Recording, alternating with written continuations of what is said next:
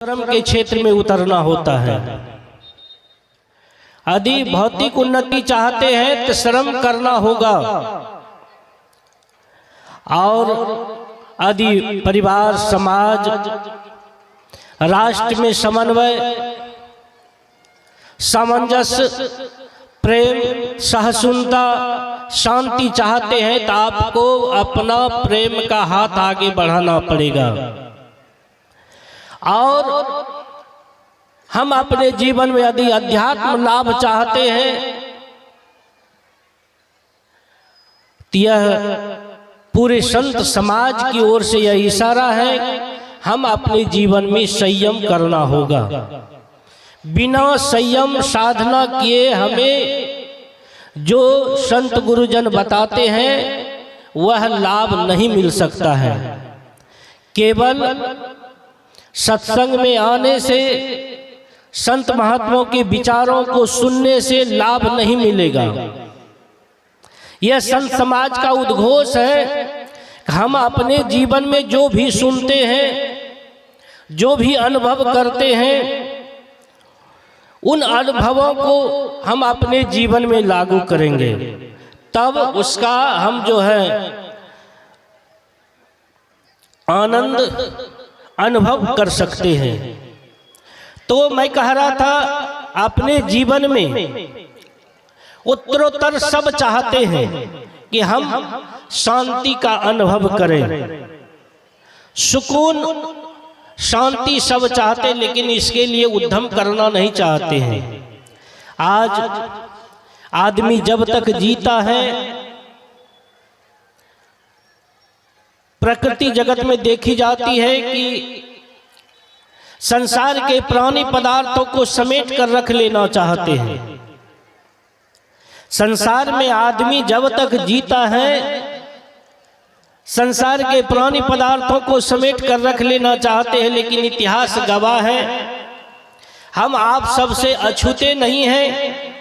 अपने जीवन चरित्र से दुनिया का इतिहास गढ़ने वाला बड़े बड़े वीर, ऋषि मुनि, सिद्ध पुरुष इस संसार से जो प्राकृतिक नियम है, जो विधान है, उस विधान के अटूट नियम के बंधे आए और चले गए। लेकिन उसके जीवन में रहा कुछ और मोहलत और कुछ समय मिल जाता तो जगत के लिए कुछ और कर जाते। लेकिन सज्जनों, काल चक्र जो है वह हम आप सब पर समान रूप से लागू होता है, और इसीलिए हम अपने जीवन के जो बहुमूल्य क्षण है, ये सत्संग की जो गरिमा है, हमारे जीवन में सत्संग का महत्व क्या है। हम चाहते हैं सुकून, शांति अपने जीवन में, क्योंकि मनुष्य जीवन का ही स्वरूप है शांति। मनुष्य जीवन का वास्तविक स्वरूप अशांति नहीं। हम सब चाहते हैं, पूरे एक स्वर से जितने भी शरीरधारी हैं, सब दुख नहीं चाहते, लेकिन फिर भी दुख, संताप, क्लेश, क्यों ऐसा होता क्यों है? क्योंकि हम अपने जीवन को विकृतिमय बना दिए हैं। अब अपने जीवन में जो माहौल, जो परिवेश, जो वातावरण में जी रहे हैं, वह वातावरण दूषित हो गया है कहा जाए। जैसे अभी कहते, बड़े बुजुर्ग लोग कहते हैं, अभी भी देखते जो पुराने लोग हैं, जो 80, 70, 90 के वर्ष के हो गए हैं, उनके भी अभी देखते बोली टनाटन करता है। वो गर्व से कहते हैं उस समय का जो माहौल था, उस समय का जो परिवेश था, उस समय का जो खान पान था। लेकिन अभी आधुनिक परिवेश में पूरी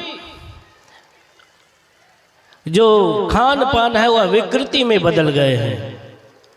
क्यों ऐसा हुआ? क्यों? ये हम आप सबका निहित स्वार्थ है। इसलिए संत कहते हैं कि हम अपने जीवन उत्तरोत्तर विकास चाहते हैं, शांति चाहते हैं, तो मनुष्य का स्वभाव है सुखमय, शांतिमय, आनंदमय जीवन बीते। लेकिन उसके लिए जो मनुष्य का दीर्घ संकल्प मनुष्य का जो नैतिक धर्म है, दया, क्षमाशील, संतोष, राग द्वेष रहित जीवन जीना, क्या उसमें उसका हमारे जीवन में कितना स्थान है। विकृति का अर्थ होता है जो प्रकृति में जीता है वह मनुष्य, और जो विकृति में जीता है वह शैतान, और जो संस्कृति में जीता है वह भगवान। ये दर्जा है। मनुष्य के लिए कहा गया है आत्मा का सुधरा रूप परमात्मा हो जाता है। आत्मा का सुधरा हुआ रूप परमात्मा हो जाता है। इसलिए हम अपने जीवन में ऐसा, आज जिन जिन महापुरुषों के हम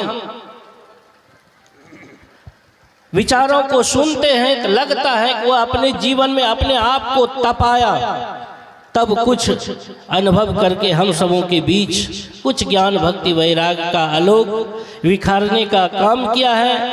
आज हम आप सबका सौभाग्य है कि एक साथ कई महापुरुषों के ज्ञान भक्ति वैराग्य के विचारों को सुनेंगे। तो मैं इन्हीं शब्दों के साथ अपने वाणी में विराम देता हूँ और आप तमाम सत्संग प्रेमियों के घट में बैठे रमैया राम को त्रिवार साहब बंदगी करता हूँ। बोलो श्री सद्गुरु महाराज की जय। सद्गुरु महाराज की जय। धर्मानुरागी सज्जन वृंद, माताओं बहनों,